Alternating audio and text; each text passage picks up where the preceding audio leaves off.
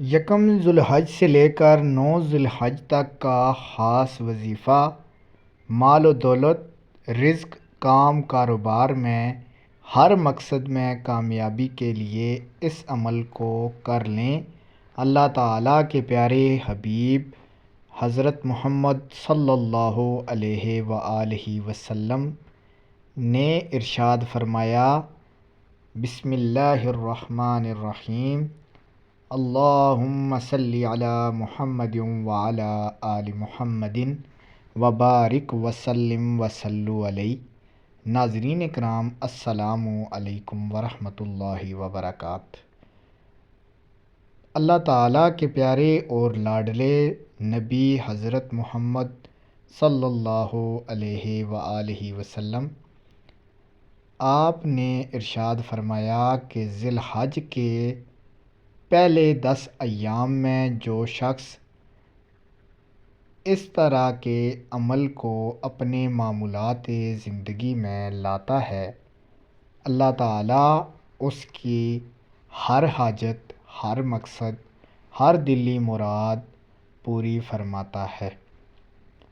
ناظرین اکرام، اللہ تعالیٰ کے لاڈلے اور پیارے رسول صلی اللہ علیہ وآلہ وسلم نے جس ذکر کا، جس تسبیح کا حکم دیا ہے، ارشاد فرمایا ہے، وہ ہے سبحان اللہ، سبحان اللہ، سبحان اللہ، اللہ اکبر، اللہ اکبر، اللہ اکبر، الحمد للہ، الحمد للہ، الحمد للہ۔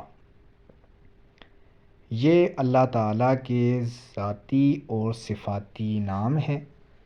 پیارے آقا صلی اللہ علیہ وآلہ وسلم کا ارشاد پاک ہے کہ جو شخص ذی الحج کے مہینہ کے شروع ہونے سے لے کر عید الاضحیٰ تک تسبیح فاطمہ یعنی سبحان اللہ، اللہ اکبر، الحمد للہ کا ورد کثرت سے کرتا ہے، اللہ تعالیٰ اس کی ہر دعا، ہر مقصد، ہر حاجت، ہر دلی مراد پوری فرماتا ہے۔